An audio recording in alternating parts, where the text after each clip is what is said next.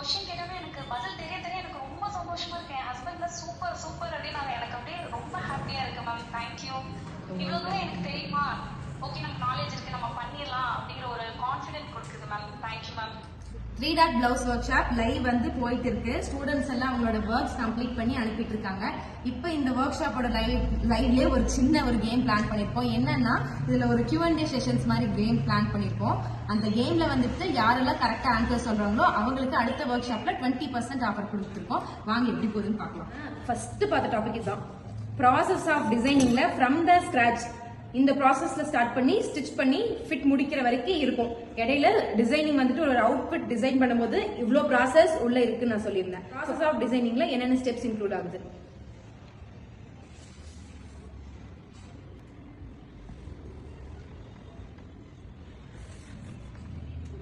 Priya ma'am, நீங்க unmute பண்ணிட்டு பேசுங்க.